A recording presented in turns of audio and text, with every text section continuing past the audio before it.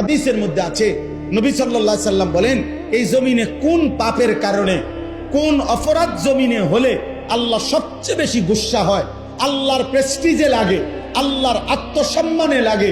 খোদার কসম নবী বলছে, কোন বান্দা জমিনে যখন কোন নারী পুরুষ জিনা করে, ব্যভিচার করে, তো আল্লাহর প্রেস্টিজে, আত্মসম্মানে, আল্লাহর গায়রতের মধ্যে সবচেয়ে বেশি আঘাত লাগে। মালিক আমার বেশি গুসা হয়, মালিক আমার বেশি রাগ হয়।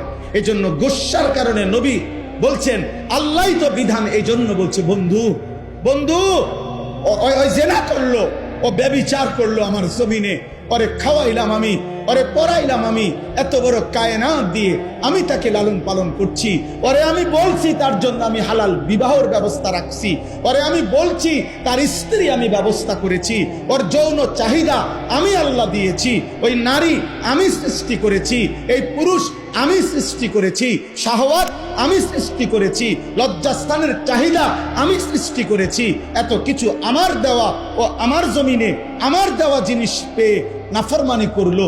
আল্লাহর নবীকে আল্লাহ বলছে, বন্ধু খবর লাগান, এটা যদি বিবাহিত পুরুষ এবং নারী হয়, এই জেনাকার পাথর মাইরা মাইরা ফেলেন, পাথর মারে জাগাত পরে আমি বিচার করবো, আবার পরে আখিরাতে।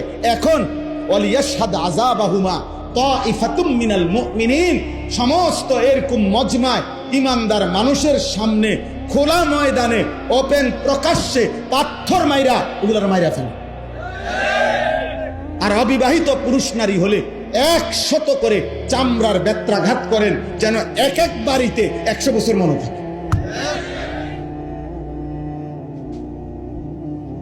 কেন এত? ইসলামী শরীয়তে এর চাইতে কঠোর কোনো শাস্তি নেই, তাফসীরে আছে, চাইতে কঠিন কোনো শাস্তি নেই। ইসলামী হুকুমত, ইসলামী খেলাফতের এটা জিম্মাদার।